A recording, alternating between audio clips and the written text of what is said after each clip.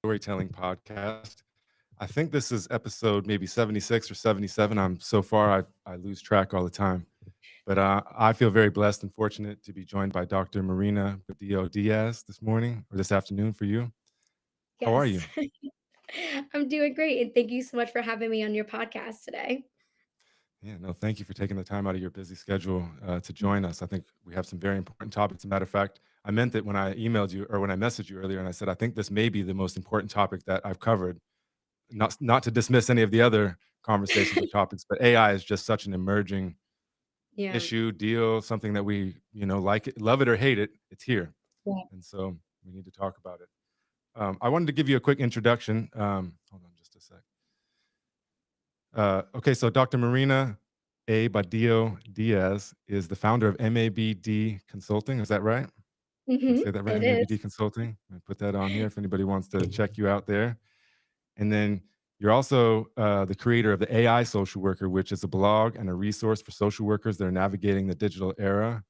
I'm gonna give people that too, and I'll put these in the description for anybody watching this afterwards. And I was reading through your profile, your the description, and you've been around for a while. You have experience in a number of areas. I mean, you Yes. have been helping social workers integrate AI into their practices most recently, but you have major roles with the NASW. You have experience as in school social work, counseling, clinical social work. You teach classes at New York University, at Columbia University, and more. So you have a ton of experience and a ton of knowledge. And so, like I said, I feel very fortunate that you took the time out of your day to talk to us today. Thank you very much. Well, thank you again for the opportunity. And I know you've been doing this work for a while as well, and I've been following your podcast for some time, especially in the LinkedIn space. I think it's so great that we have this community, and I know that's how we connected as well too, is through LinkedIn, which is awesome. Yeah, absolutely. To anybody in the audience, any students, feel free to chime in the chat or even call in if you feel brave enough. But I echo you, Marina, that LinkedIn can be a great place. And I was very wary of LinkedIn for a while. I had an account and I get an email once in a while that say when somebody was checking me out or this or that. Yeah. And so I was hesitant. But since I've gotten involved, that's where I've created the most meaningful relationships by far. Like Mhm. it's not even close. Mhm. I don't even really we'll kind of like upload short videos to Instagram and stuff, but other than that, it's all LinkedIn. So students, if you want to Mhm. get connected, that's to me, it can be cringeworthy sometimes, but it's the best place Mhm. to connect and create community and gather Yeah. around other people that are doing big things in social work, like Marina. Mhm. Thank Well, you. let me ask you this: what made you get into AI? What made you interested in it? Yeah. So I think prior to me even dabbling with AI tools, I think I was in a space ready to be open to technology. My background is in school social work, and I've held administrative roles in social work and in school social work. And I think that already had opened up my mind to data reporting, data platforms as part of my role as a school social work administrator. I was already doing a lot of that work. And when ChatGPT also came on the scene, that was November of 2022.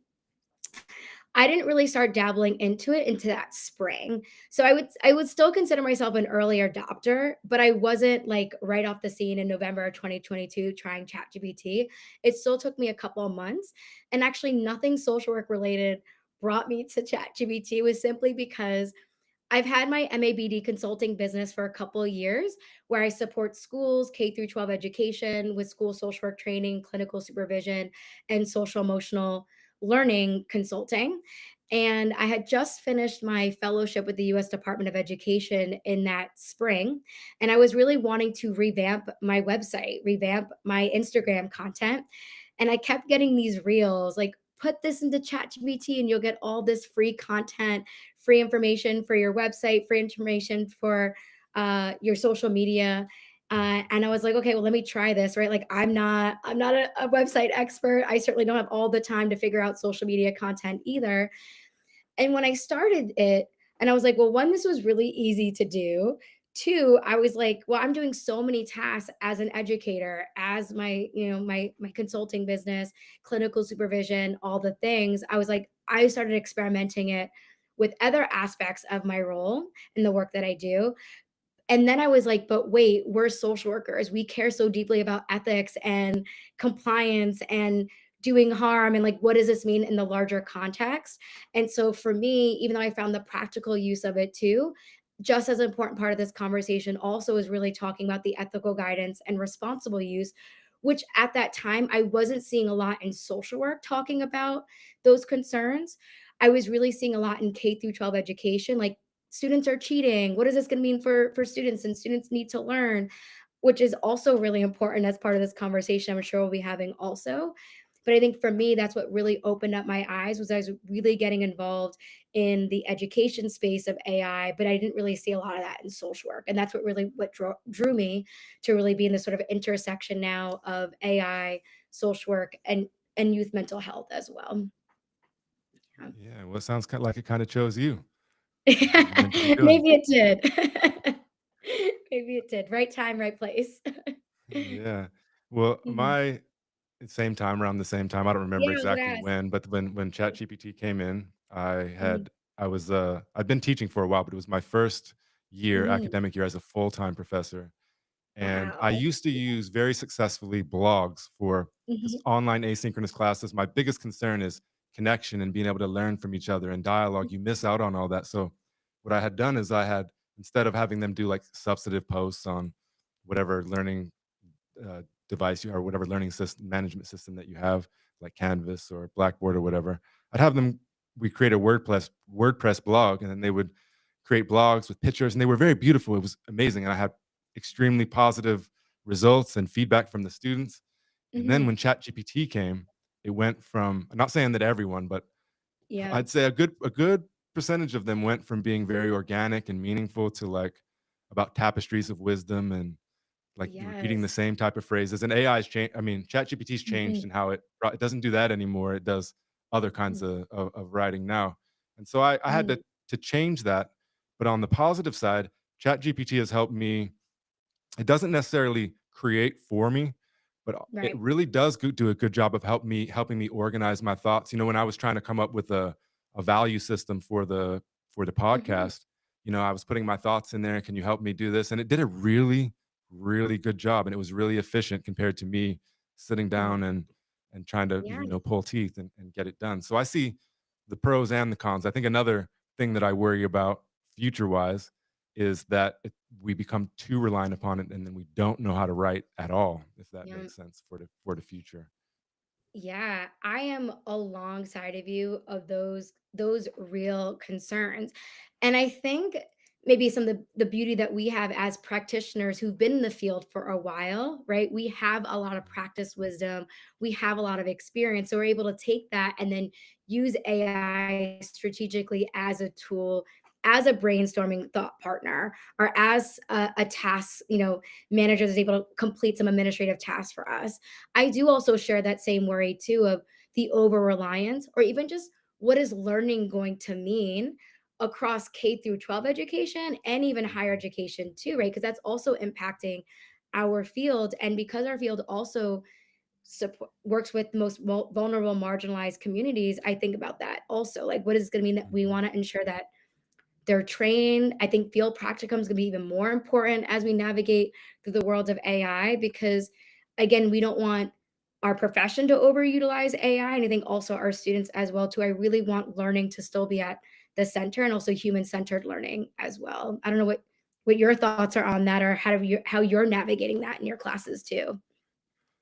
well, it's kind of a learn as you go, you kinda have to Yeah. fail, and I'm not like a micromanager or, I don't have Mhm. an authoritative presence in classes. I feel like I work with adults, obviously, and many of them are Yes. non-traditional, older Yeah. adults, and so I kind of have felt it out a little bit as it's went, and I don't have a hard line Mhm. policy when it comes to artificial intelligence. You can't write a Yeah. paper with it, and it's obvious if you do. You can use it to Right. help you, I think, and that's reasonable. Um, Mhm. I like the way that you say it. I think you say that you help folks ethically and responsibly. Or I think you say confidently, ethically, and Yeah. responsibly integrated. And I think that's what's important. Like I said, it's here whether we like it or not. So I could ban AI in my classes; they would still use it. Oh, There's no real way for me to determine. because I mean, here's one thing. So I can mostly recognize ChatGPT at this point if it's just written by ChatGPT, but then I can go Yep. read like let's say a memoir or an autobiography from someone that had a professional author help them write it, and it's very Mm, similar the way mhm. that they write. So there's no clear evidence in it, and so Yeah. I like to more keep an open dialogue with the students about AI Yeah. and keep an open mind about it if that makes sense. Yeah, no, 100%, and I really try to take that stance as well too, as an educator, as a professor. I think a lot about the anti-oppressive sort of frame, right? Like, I don't wanna go in and be like the AI police or, Mhm, plagiarism and, like, policing, I think that sort of aspect in the learning, one, I just don't have the brain power bandwidth to be like, about, around AI, and I appreciate your approach to it too, that students can use it. I think a lot about that too. Like we also have students who adult learners, or maybe English is not their first language, or maybe they're neurodiverse learners as well. And I've had great conversations with students who say, I'm actually using AI tools to really help me learn. Like I'm taking the articles, I'm putting it to Notebook LM. And so I'm listening to it as a podcast in the car as I'm driving to work, or I'm using AI to help me understand the article. I read it first, but then I put it into ChatGPT to give me a summary to check my mhm, understanding to make sure I'm reading it correctly, or even having it generate quizzes so then I can test my learning of the articles and the content. I think what's so important is that we have these conversations with students so that they know, because I think integrity is such a foundational core value of our profession, that we want our students to have integrity because they're going to have this technology, right, as they're in mhm, the field. Employers are going to be purchasing AI tools. Some of them already have. And I also know the trend is that employers are going to want our students to be knowledgeable and understand how to use these tools. So, how can we sort of integrate it? We're real genuine learning is happening, we're building those critical thinking skills alongside using mhm, AI, giving them sort of the boundaries and the guidance of what can AI be used for. Like just like you said, you could use it responsibly to give you outlines, help you with word choice, helping you understand the assignment, but not have it write it for you completely, which I think is a great, mhm. great guidance to give students because we really want them to build those communication and writing skills. But then also at the same time, how can we have them use it side by side in assignments so they could really build that learning too. So I'm with you there. Yeah, yeah, and it makes me think. Mhm. So when I switched from the blogs, I found this thing called voice threads, and it's not perfect, but it allows us to kind of have a conversation not in real time, but over a week's time, if that makes sense. And Yeah. Mhm. sometimes when I listen to them, it sounds like they've used ChatGPT and they're kind of reading from it. And I'll tell you Mhm. why it doesn't bother me so much as it might bother other people. Because let's say I have this Mhm. student who's maybe it's intro to social work or even like human behavior or something like that, human behavior in Yep. the social environment, and they do this and I've given this something that they don't quite understand. Maybe they grasp it a little bit, but they don't quite get it. And that's reasonable, all right? That's why they're there. And Yep. then they mess around with ChatGPT, they put their thoughts in there, and it helps them generate something, and then they read it. Well, I look at it like, well, they probably learned a lot because they typed it out, they read it, Mhm. and then they said it out loud. And so maybe the next time they don't need Yeah. it and they can share their thoughts about it without it, if that makes sense. So I view it as, Yeah. they're still climbing the hill, even if it's in a different way. Yes, and I've heard similar things too from students, like even at their field practicum, like they're working for the first time with high school students. And I had a student say, like, I didn't even know where to even start, like how do I approach this, or what should we talk about in our session? And I want to utilize CBT, but I just don't know how to do that with this type of student. And we know supervisors, even the best well-intentioned, right, aren't always available all the time Mhm, for students. It's just naturally, right, how the work goes. So even in those parameters of students using AI as a resource, right? To be able to experiment, try, get ideas. I think that's a great way because again, it's happening alongside of working in practice, like with clients, right? So they're getting some of that feedback, getting some ideas, using it as a thought partner, even building their learning because they're getting that information and then actually, trying it. I think what we have to do also as like as professors, even as curriculum developers, is how can we make that intentionally their learning in our courses? And I think that's going to take some time because like you said earlier, Christian, like us professors, we're learning this at the same time too, right? We're building our AI mhm, capacity and understanding, and at the same time, having to prepare the field as well. And so it's just sort of this shared learning experience. We're kind of learning as we go, because we're Mhm. just in that sort of messy place right now, right? We're just still all learning at the same time. Yeah, absolutely, and I like that, Mm. you said that, we have to be intentional, we have to be deliberate about it, because if we're not intentional about it, it's still gonna be happening, and we won't know what to do with it, if that makes sense. So be intentional, and Yeah. again, it's here. So it Mhm. it is here for sure. It reminds me a little bit of, you remember when Wikipedia first came out, and I was a student Oh, back yes. then, and they'd say, "You're not allowed to use Wikipedia at all." And obviously, you don't go source Wikipedia, but Wikipedia Yeah. was very helpful in some ways for me. I didn't know something, so I looked it up, and it has all the sources at the bottom, so I could follow the sources and Yeah. things like that. So I felt like there Yeah. was a fear of it, but in a way, it was Mm. actually really, really helpful. And when I was a kid, you did a report, you had to go and find like a encyclopedia, and it had a little Yeah. paragraph in there, and that's where you got your information. And now you have all the information in the whole world at our disposal at all times, pretty much. What You're about right. everyone I think that's gone through the arc of Chat GPT from the beginning Yes. has the situation where, so I was working on my dissertation, and not to write it or anything, but I was trying to find some more sources, and so I Yep. was looking for something from Bell Hooks, and Yep. I don't remember exactly what I did, but I was asking it for him, "Can you find me something that fits here?" And Yep. then I can go find, and it gave me, and I was like, "Wow, this is great." And then I Yep. tried to find it, and it didn't exist, and I was like, "Oh, how many people Yes. put this in a paper or something?" And then Yep.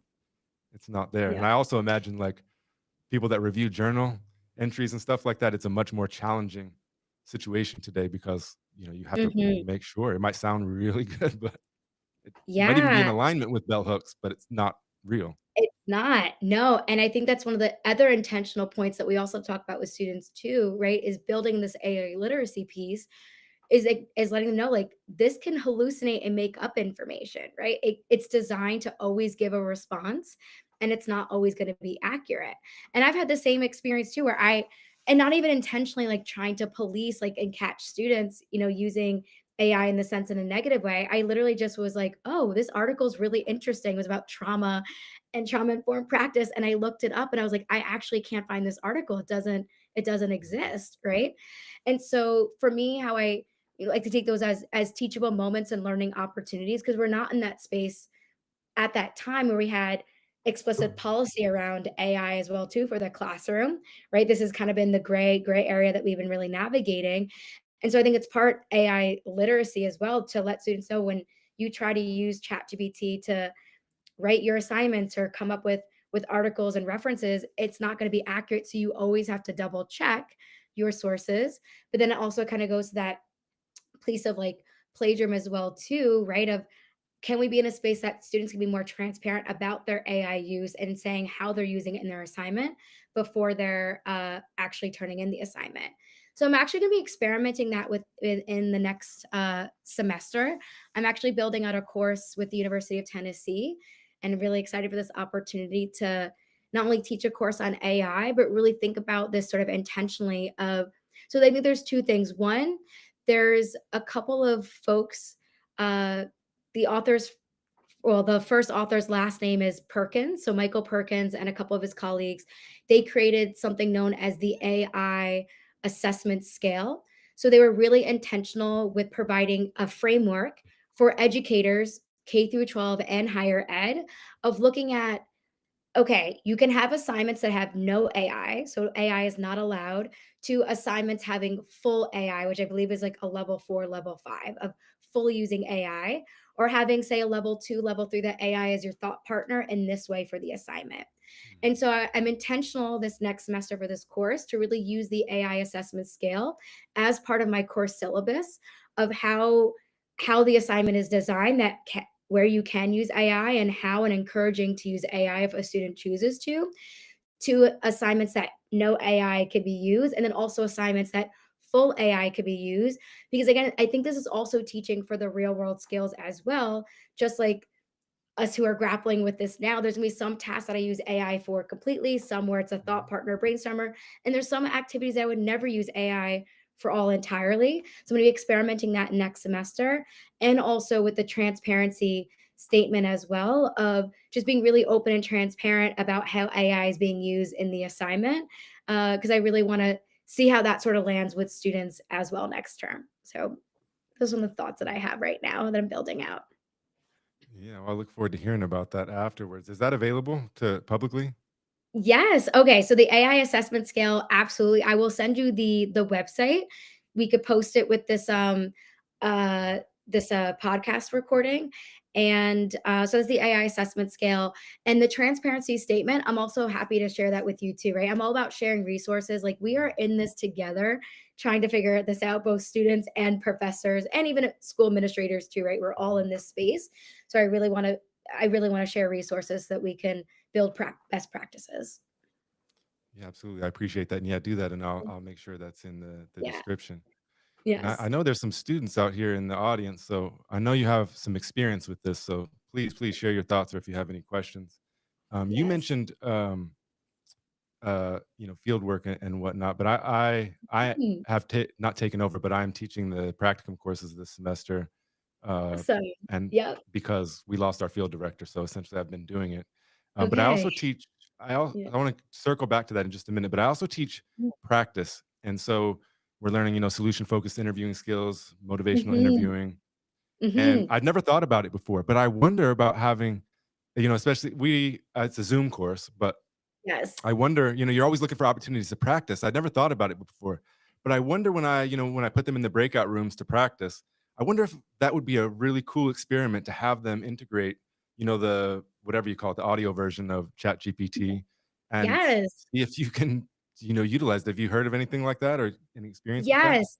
Yes, actually, and even an article was published on this too, and I'm happy to also share that as well, that they wrote an article about using Perplexity as the chatbot with students, that the professor was, using the AI chatbot to simulate a conversation with the client and had the opportunity to, 1, critique it, talk about ways that they could have responded differently, or even best practices, how they thought they actually agree with the chatbot and the direction that it took.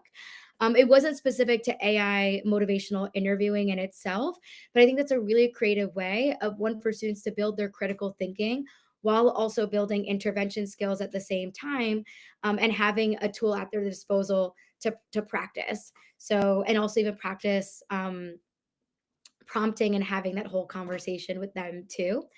Now, at Hunter College, where I also do some work with the field department, we have rolled out this year as an option for first year students a specifically designed AI tool, which is called Cogni Trainer, that is trained with AI avatars on the back end to support with suicide assessments, practice, biopsychosocial practice as well. So they partner with this company. We're able to build out avatars. They even have avatars that they've already created.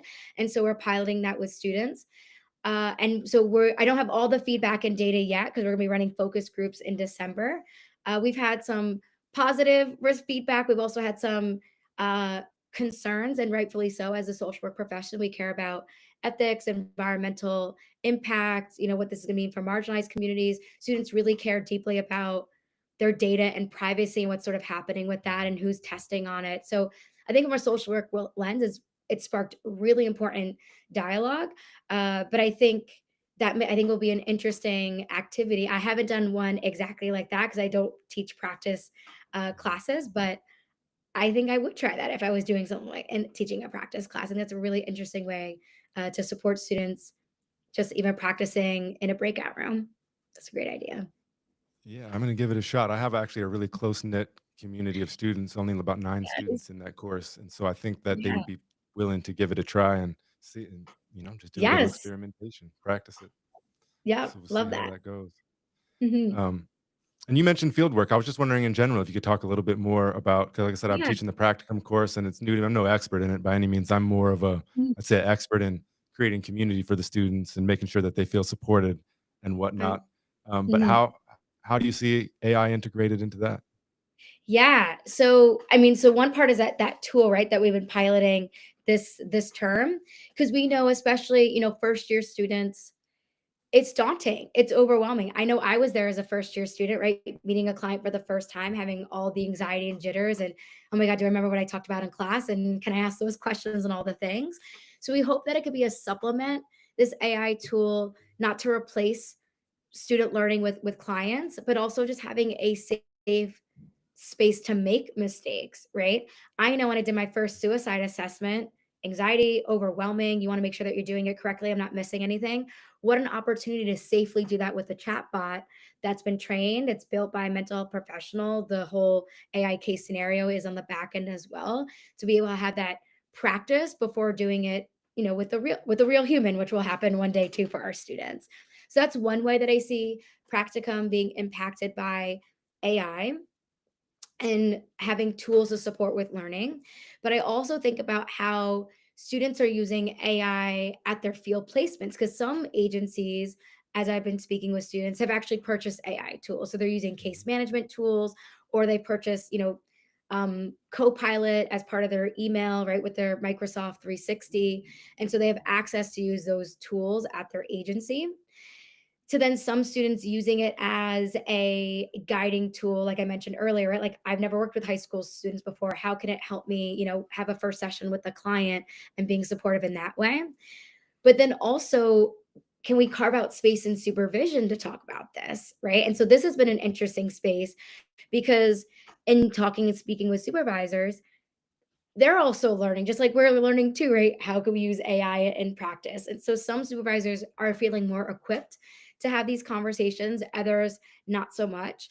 But we've also been in a space too where students are also using AI, or sorry, a student has also used AI for process recordings, but also supervisors using AI to give feedback on process recordings and students having feelings around that, and rightfully so. I think it's such an important conversation.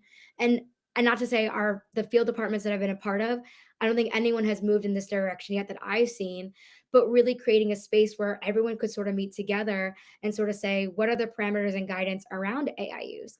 Can you use AI as a supervisor to upload a process recording and get feedback that way?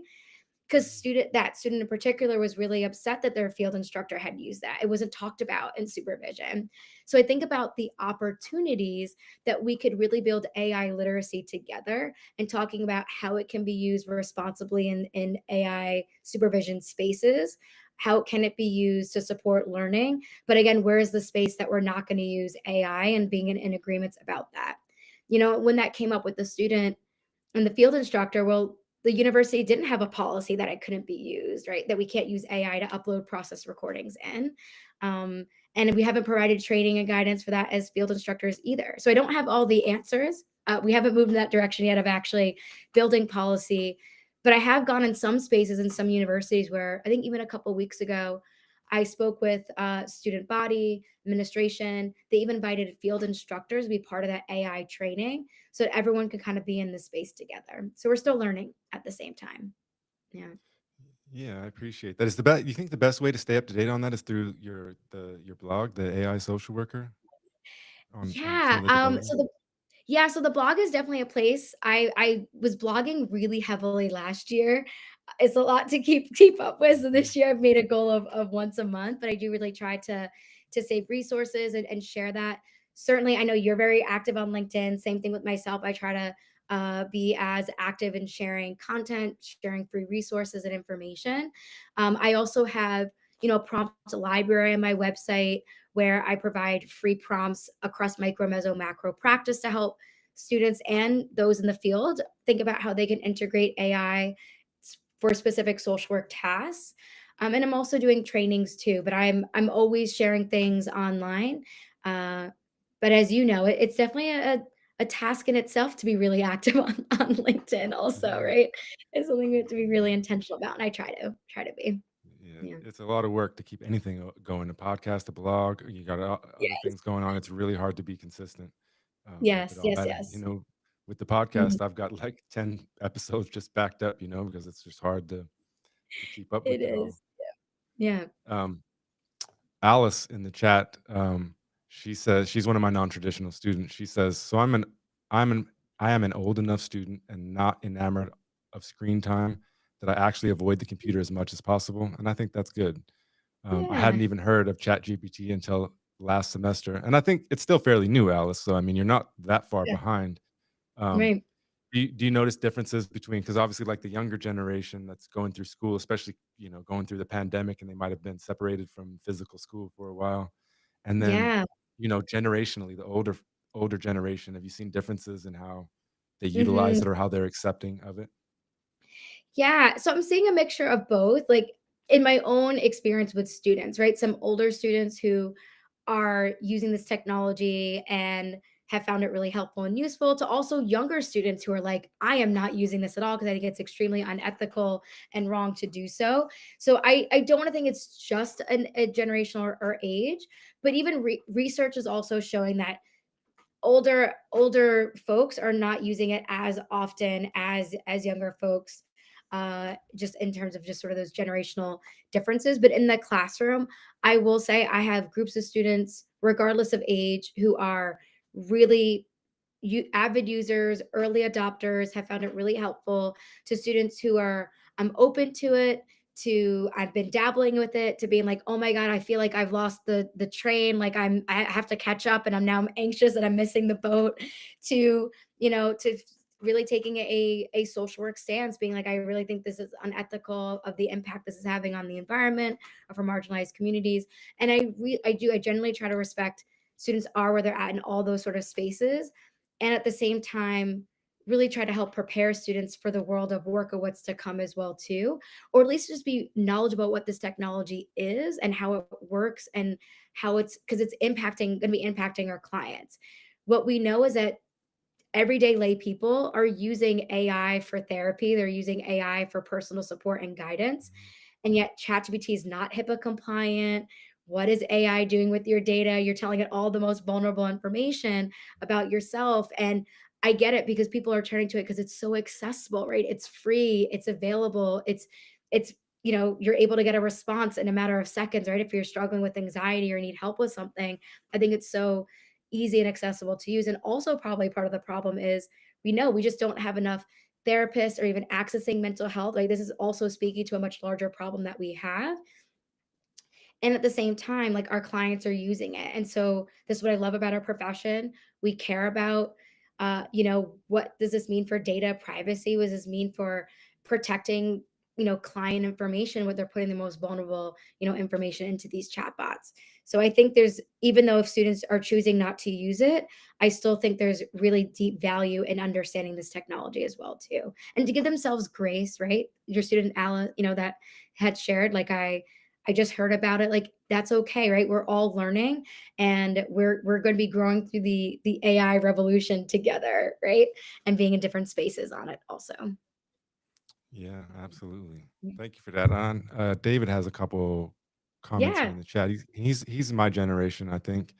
Yeah. Says I tried using ChatGPT to try and find resources for a project, but Mhm. like you mentioned, not all of the information that is given is correct. I haven't used it Yeah. since, and like Professor A stated, I used to have to look for an encyclopedia to get information. So having to do some extra searching myself online is fine with me.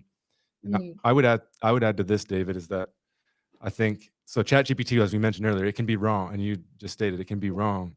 But Mhm. I think you go back to having the stack of encyclopedias on your shelves or whatever.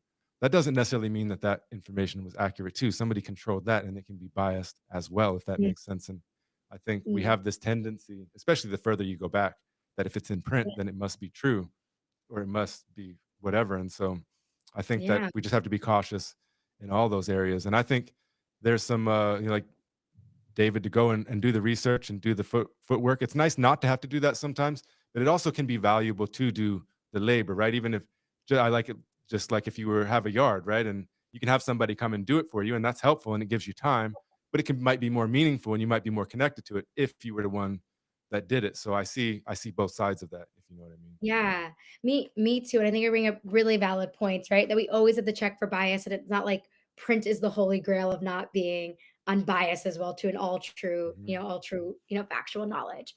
I will say in my practice, like, of using AI tools, I have found Perplexity to be one of the better AI tools out there for research.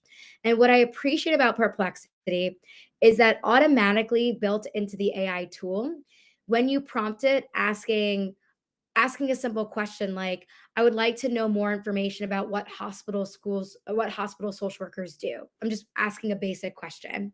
In Mhm. its response, it's gonna give you links to the websites of where that information came from. So at the top, it's gonna list all the websites, and then even in its response, it's gonna give you like a little gray box that you can literally click the website, go right to it of where that information came from. And you can prompt it to say, I'm looking for academic articles. Now, my caveat is it's not so great as pulling those academic articles. I will still say our library databases that we get with our universities do a much better job in finding articles and most up to date through psych info, social index, all eric whatever, all the pubmed. But I do find that perplexity in a quick pinch, or I'm just looking for some basic knowledge and information, that perplexity has been really helpful for me to find information and be able to check where it came from because it gives you the links right away. You can do that in ChatGPT, but you have to make sure that you turn on the web search function in the chat bot. And you do that by clicking there's a little plus sign in the little chat bot. You click it, and then you could see the web search tool, and you just click that, and then you prompt, and then ChatGPT will then give you the websites of where the information is coming from. Just want to share that little tip. Yeah, thank you for that. And I've heard the name Perplexity, but I haven't looked at it at all. So I would Mm, definitely check that out, and I'll put that in yeah. the another one of Mhm. the things. This is going to be a heavy resource rich description to this podcast. No, we have to keep a list, right, of all the things. If we forget something, please let me know, Christian, because I wanna make sure I give you all the things too. Yeah, no worries. We can move forward in just a minute, but something I want to circle back to that I was thinking of earlier when we were talking about, university policy. You were talking about university policy and things like that. Yes. So I was Mhm. actually on the faculty senate, and they put me on this AI committee right when ChatGPT Oh, was wow. taking force. Yes. And the issue I see with it is like, well, so essentially we didn't do much. We just provided a template where you could Mhm. choose kind of one of several options to put into your syllabi, that Yep. says, hey, you can't, like you said, you can't use it. You can kind of use it, Yep. or you're Yep. available to use it, kind of thing.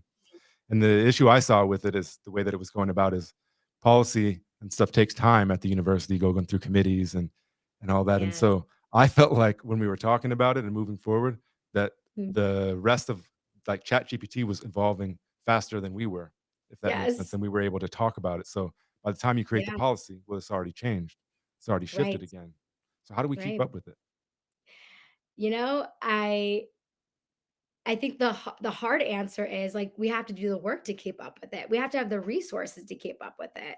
And some universities are more equipped and have the resources of individuals, or just even top down, that they're a lot more motivated to stay up with AI policy and guidance, offer trainings. I don't know if your university has offer trainings in tandem with the policy that was given, right? Because I think it's both and, right, that we need the policy and guidance, and we need the training as professors to also be able to use this in practice. What I've sort of seen in my own experience is similar to what you said, like different policies, right, that you could choose as a professor.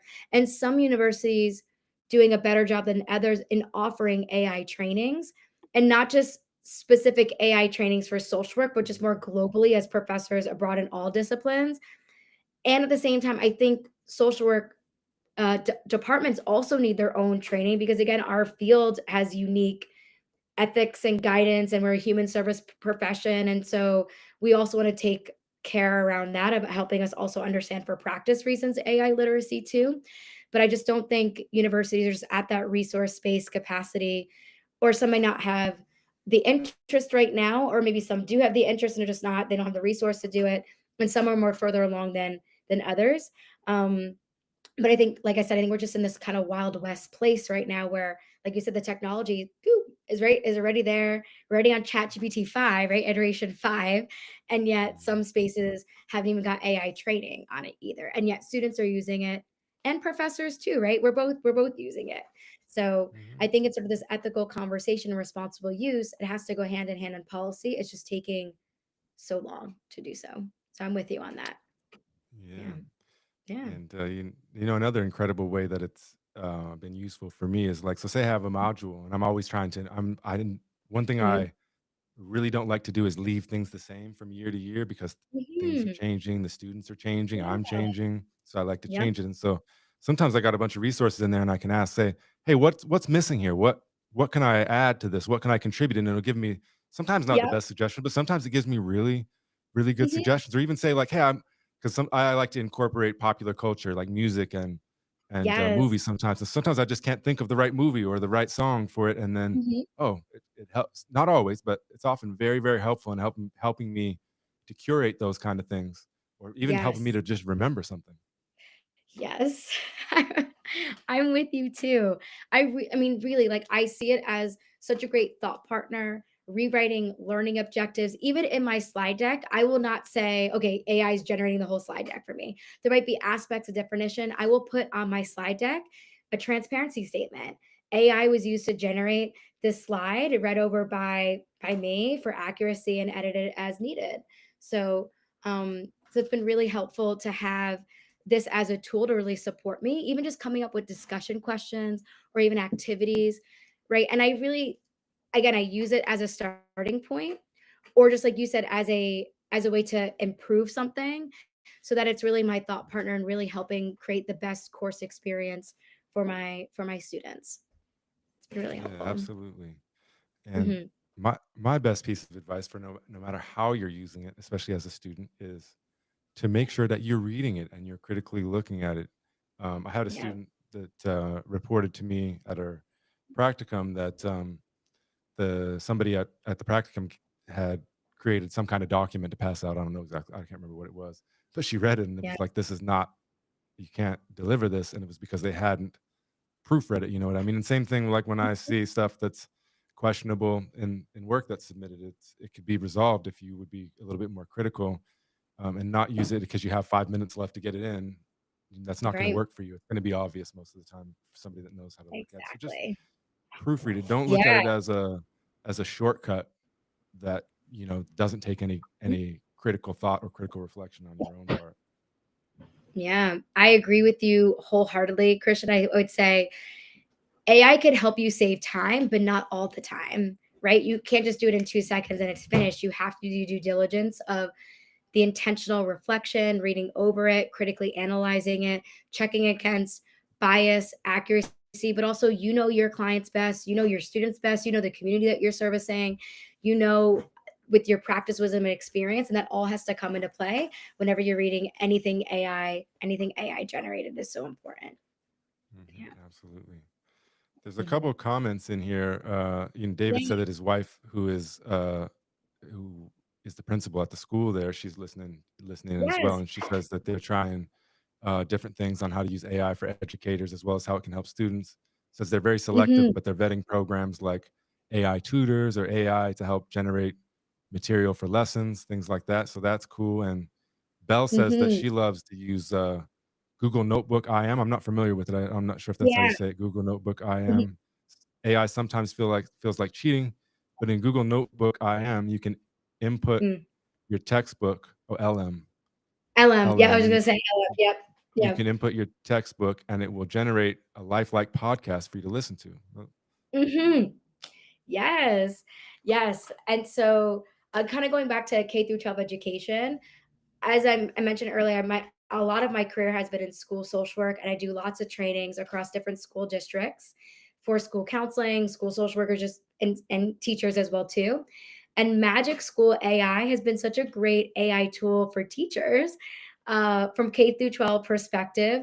But there are some really great benefits even for school social workers to use Magic School AI. It's free, but it can help you generate individual education plan templates, social stories to work with students that are really young or on the spectrum, or even social emotional learning lesson plans. So it's been really interesting how, I would say education K through 12 is a little bit further, I would say a lot further ahead than the social work field. And again, because I think they learned very early on this concern around plagiarism, but also the opportunities for learning for students with special needs, diverse learning needs, multi-language learners. AI tutors can differentiate learning for students based on their levels, assessments, and can really tailor it to their learning needs. And I think this is a really exciting space to sort of be in from in a K through 12 education lens. But then also the concerns, right, of like learning, right? Our students, we're preparing them for a world of work that we don't know what that's even going to look like in 10 to 15 years. Because I think AI is going to really change a lot of things. And I'm also concerned about the young people using AI companions, these character AI, which now just they just came out with a new statement a couple weeks ago. I want to say like last week that they're no longer allowing young people under the age of 18 to be able to use the platform because unfortunately there's been cases of youth dying by suicide because these chatbots, because again they're using them as companions, using them as therapists, and they're not regulated, they're not trained by mental health professionals. And also our young people are using this technology as like a for hours on end and like interacting and having these relationships. And I just wonder like what is that going to do for their social emotional development as they grow older, but yet they're never going to know a world without artificial intelligence and this technology being available. So it's things that I've been wondering about in that K through 12 space. Yeah. Yeah, absolutely. And although it's not Mm, about K through yeah. 12 age, it reminds me of that movie that came out a while Yeah. back, Her, where Yes. he creates a relationship with, and it was before Mhm. all this happened, so that was very kind of forward Yeah. thinking. Um, but Yes. he falls in love with her, and then he realizes that she also talks to everyone else in the world, and he gets a little bit disappointed about that he doesn't have Yes. her Yeah. to himself. I should put that Mhm. in my put that that's a good film to put in my class. I never thought about that. Um, Yeah. Oh, that's a great one too. Yes, I agree. I agree. Yeah. Yeah. yeah, Yeah.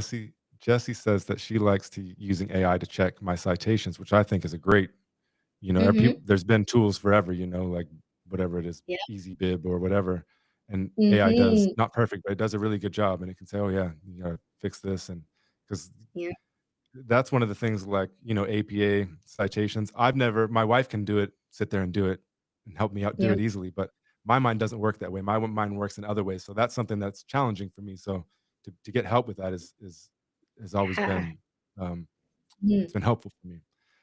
She says, Yes. especially when I was writing in 3 different styles one semester, I never got points taken for the citations. So I think that it does a pretty good job helping students keep it straight for the most part. I also like looking Mhm. for sources on it. Sometimes I can remember something, but I do not Yeah. know where I got it, so it can help me find it easier. I also think students have a very real fear of being accused of AI. I've heard of Mhm. students being kicked out of college, though I don't actually know anyone personally. It might be an urban legend. I'm sure it's happened before. I don't know any personal stories, but I'm sure there's, especially when it was coming out, that there's plenty of people that were totally anti artificial Yeah. intelligence. Yeah. Have you heard of any stories of students being in I trouble? Yeah, no, I mean, from the news, I know there was a case that came out in Massachusetts that a family had sued the school district because their student was suspended for using artificial intelligence. And part of that was because there was no policy in place. And I want to say this was like over a year ago as well, too, that this lawsuit has happened. But in my own experience in the classroom, I've not seen a student being expelled or out of the program because of using AI. However, having conversations with the professor, having conversations with the course coordinator or the dean, and I've been part of those conversations as well too, as a learning opportunity to say, okay, and I also teach doctoral classes also, so I know this has definitely come up in that space Mhm. that we really want to ensure that students are using it responsibly and ethically. Because again, your writing is part of your academic integrity, and I'm all for using AI tools to really support with learning and writing. And actually, Walden University, I'll also share this with you too. They came up with really great guidance for students on how to use AI to help with their writing, responsibly, where it's not sort of leading towards plagiarism of copying and pasting everything AI writes and you turn it in for your assignment, but really breaking down how to intentionally use AI to support with writing. And I found that really helpful in my practice, especially in having conversations with students on ways to use it responsibly too. So I'm happy to share that also. Yeah, Yeah. absolutely. Thank you. Mhm. Um, Yeah. it makes me think of I'm finishing up my PhD in Indigenous Studies, and my advisor, his name is Asikaluk, and when you Mhm. talk to AI about him, he says it has no place at all in, Yes. in Indigenous studies because, well, for a variety of reasons. But I think his main gist of it is that that's not the Indigenous way of thinking and looking at the world. But then Yeah. I interviewed another scholar from Canada. His name's Yes. Dr. Michael Yellowbird, And Yes. he said the opposite pretty much. He said that Mhm. we can use it for all kinds of things like language revitalization, regeneration, things like that. Um, Yes. so I think it's also like realizing that there are different perspectives and there is no perfect perspectives and to honor each other, you know what I mean? I think they're both right. Yeah. I think Asikulik Yes. is right, and I think Dr. Michael Yellowbird is right as well, if that makes sense. Yes. I agree, and I absolutely wanna acknowledge, right, that AI is the knowledge base is definitely dominated by the global north, right? Western ideology and information, and that's not inclusive of all the types of indigenous knowledge, marginalized communities, culture, right? That it's not embedded into these tools, and so that is a huge remiss of knowledge, and it's going to keep perpetuating the global north dominance of what their idea of what knowledge is. So AI does have an epistemology problem, Mhm. and to your point too of the opportunities, and there's a project going on right now called abundance intelligence. I don't know if Dr. Yellowbird spoke about abundance intelligence, but it's a cross continent Mhm. indigenous knowledge project that includes Canada, uh, the Pacific, and also the United States, of incorporating and embedding indigenous knowledge into it. So I would be happy to also share that as well too, on Yeah. abundance intelligence and the work that they're doing. I was able to, one of their researchers I was in McGill in Canada, earlier this spring, gave a talk about their project and how they're preserving indigenous knowledge and also teaching ways of knowing of knowledge using AI intelligence too. So it was really cool Yeah. to see. And again, another innovative way to preserve this really, really valuable and important knowledge as well too. Yeah, Yeah. absolutely. And Mm. I think too, sometimes you gotta push back on the AI. Yes. Sometimes it'll say something that I think is biased, and when I push it, it says, "Yeah, you're right, you know, this is just my I've kind of been Mhm. programmed this way, and and it will go deeper for me and look at it Yep. in a different way." Um, Yep. you know, and just a side note, because I'm just like I'm a very curious person, so I'm always reading about things that I wanna know, history and all kinds of things, and it's really great when Yeah. you're reading something and you can just say, real quick, I can pull out my phone, I can say, "Hey, can you tell me more about this guy?" Or, "Can you tell me more about this situation?" It's so Yeah. helpful, to Yes. contextualize things for me. You know, I'm reading Mhm. a book on the American Indian Wars in the West. Obviously, there's a lot of things going on. It can be hard to understand because there's so many different tribes and names that's unfamiliar, and Mhm. so I'll just ask it about the time, and it'll or not the time, but the specific incidents or a battle Yep. or this or that or a person, and it will help contextualize it for me. Or I could say, "Hey, so and so said this in the book, but it sounds fishy to me because couldn't have so and so just have put that in the newspaper?" And so it'll say, Yeah. "Yeah, that's not a verified fact. That is, you know, what was reported, but there's no guarantee that that's the truth, if that Yeah. makes sense." So it helps me all the time to, you know, broaden my horizons in that regard. Yeah. I could also say absolutely the same too. It's really been a great tool to have at our disposal to really just even one of my favorite things. I love using it for recipes. I have a lot of dietary Mhm. needs in my family. My mom's like gluten free, dairy free, and so it's just great to kind of say, "Hey, I have these ingredients. Can you make Yeah. me like a gluten free dessert that I could have this, with my family?" So it's been really nice in using it in that way too, not just for work purposes. Yeah. Yeah, a funny story. We were in between houses before we moved into this Yeah. house, and we were in Mhm. a long-term Airbnb, and so we were kind of at the disposal, and it was in a rural area, so we were at their disposal what they had, and Yep. family wanted chocolate chip cookies, and my wife said she was too tired, and so we didn't have that many ingredients, so I went on there and I put in what I had, Yep. and it gave me a Mhm. recipe, and everybody said it was the best chocolate chip cookies that they had ever Look had. So at that. Yes, it worked. that's really cool. The brilliance of ChatGPT, but also just being really helpful in that moment, right? In really creative ways in our everyday life. Yeah. Yeah, absolutely. Well, I want Mhm. to talk about clinical social work in just a minute, but you mentioned something Yeah. earlier that I'm not.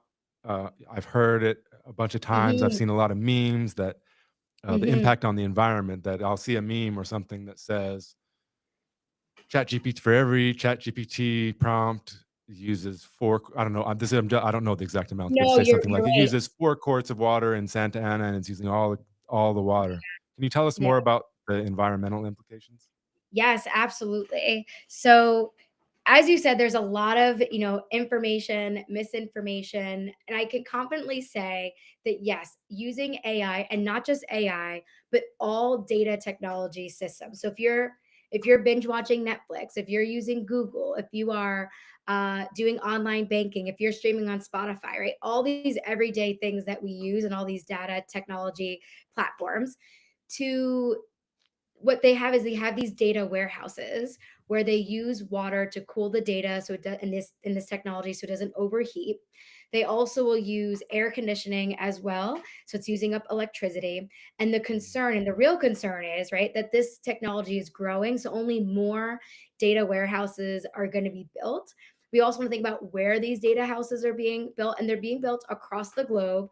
However, we want to think about those communities that they're intentionally going into, right? Under resources, underfunded, or even have water shortages themselves, right? And yet now they're taking away more of those resources. So that's why there is this huge environmental justice piece around AI use, and understandably so, that all of us need to be responsible in this conversation.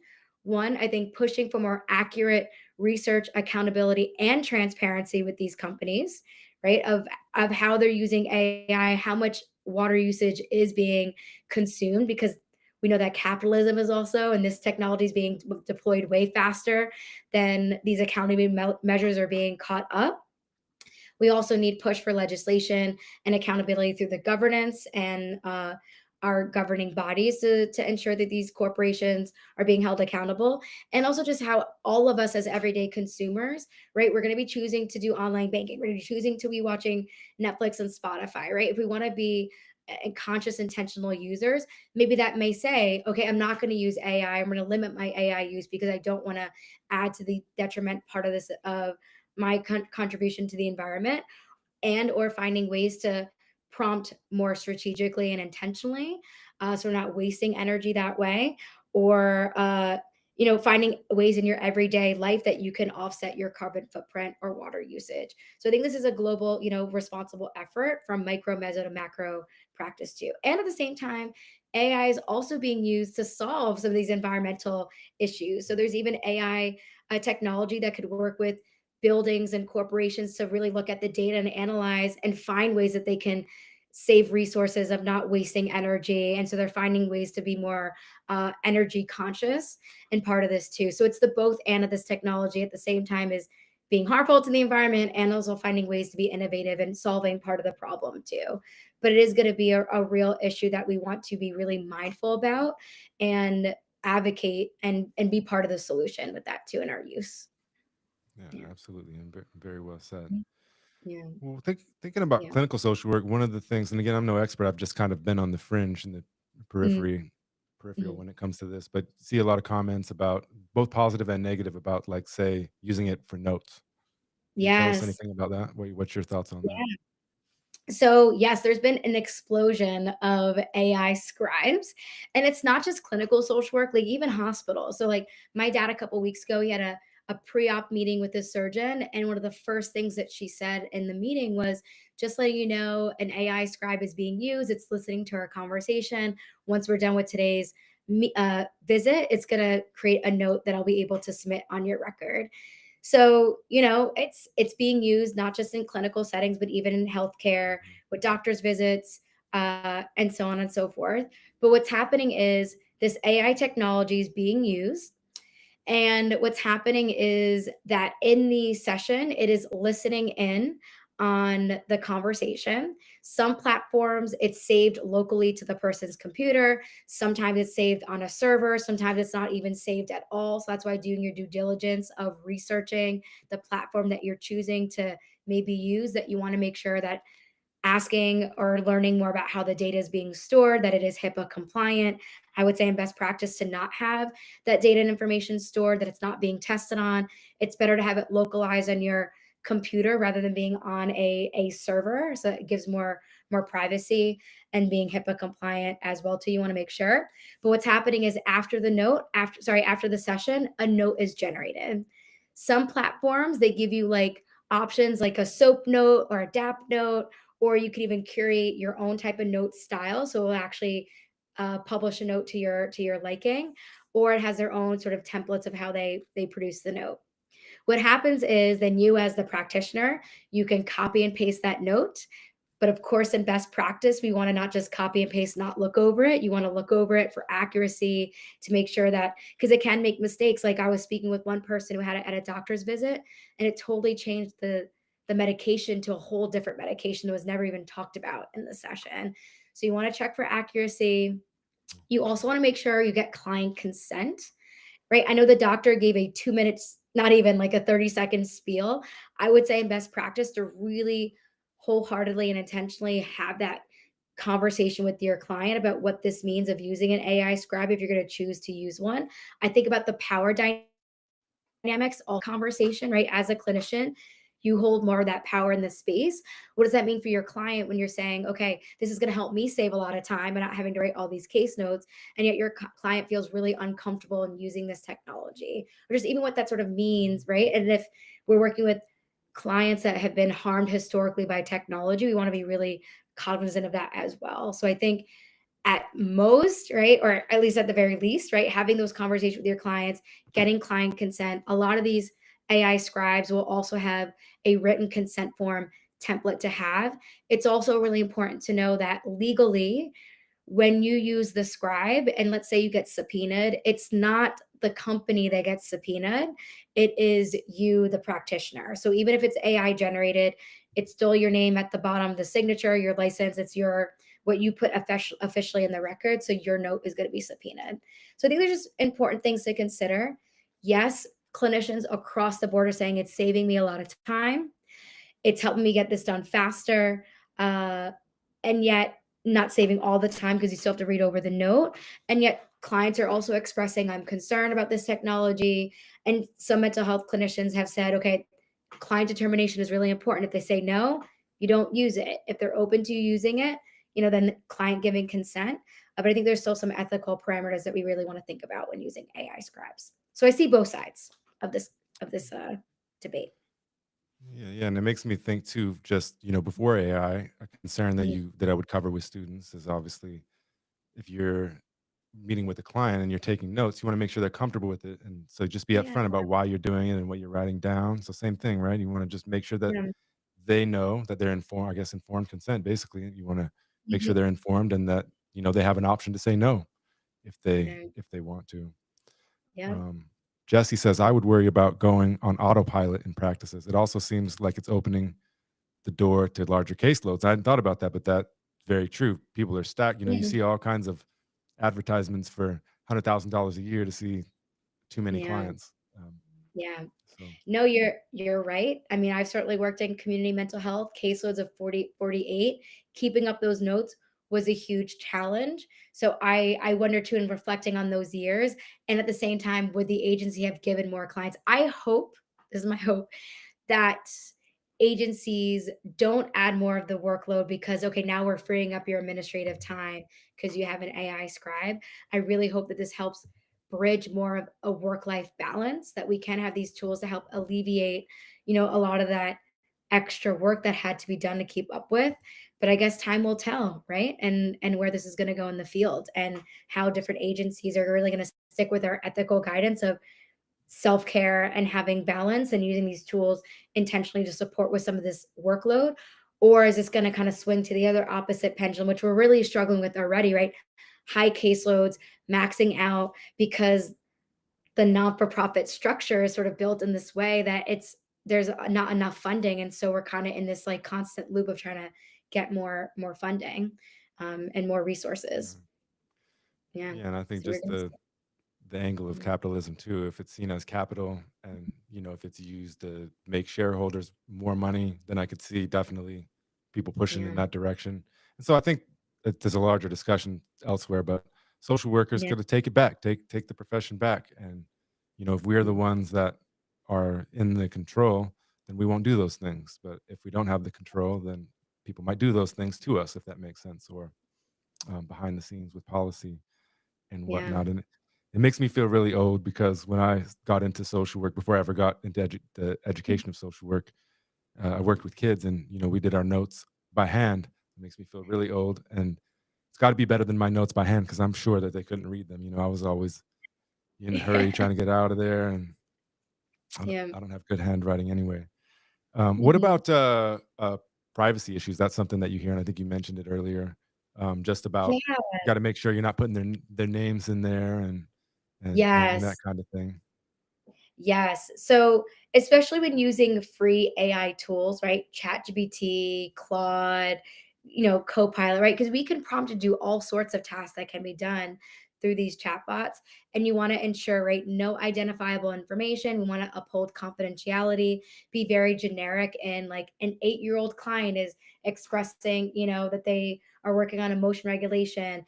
What are strategies that I could use with my client, right? So I'm not putting anything of the client's name, the agency's name, right? It's really generic, especially when using those free AI tools. When agencies purchase an AI tool, like say an agency purchases a contract with Google to have Gemini, then what happens is with this business agreement, it brings more privacy, HIPAA compliance. There's also another tool out there called Bastion GBT. This is a HIPAA compliant chat GBT technology tool that's built for healthcare workers. So it's built in more of that security and privacy. I think I'm still just under the lay and just the more on the conservative side of just in general, just never put any client information on there just Mhm. to be the safest. But when you have a HIPAA compliant tool like Bastion GBT or your agency purchases an AI tool and it comes now with that agreement and security and privacy, that you do know that you have that extra protection of the client's data. But anytime with those free tools, you really, really want to be very intentional, very mindful of not putting anything that's identifiable in there because then the company owns it, right? Open AI Mhm. has that data and information, and we really want to do justice by our clients and not sharing that information. Yeah, absolutely. Yeah, yeah. Well, it's been great talking with you, and I'm wondering, is there anything that you wanted to get across here, talk about that I haven't asked you about or we haven't covered? I don't think so. I mean, it's been such a wonderful conversation with you to really talk more about being a professor, students, right, the field, and sort of, what this technology means and where it's going to go and the ethical guidance that we need to continue to reinforce. And I just really appreciate you having me on the show and inviting me. I'm really grateful. Yeah, and likewise, like I said, I feel very blessed and privileged that you took the time out uh, to share your wisdom, your experience, your knowledge with me, with the students, with the broader social work community that listens to this podcast. And you know, thank you from the bottom of my heart for joining me today. And I can't wait to get this episode out. Like I said, I think it's very Yes. important, and look forward to the dialogue that's created about it. And I'll share it with my students. So thank you very much. Yes, and I'll also share with my socials too on the LinkedIn space and all the other places too. So thank you again for this opportunity to chat. Yeah, you're welcome. I'm a little bit backed up, but I'll try to get it out quick because I think it's important. And I look forward to connecting with you the next time. Yes. I'm sure we'll Sounds share good. some space somewhere. Yes. All right, Marina. Well, you have a great day. Thanks again. Yes. Take care, Christian. Have a good You one. too. Bye bye.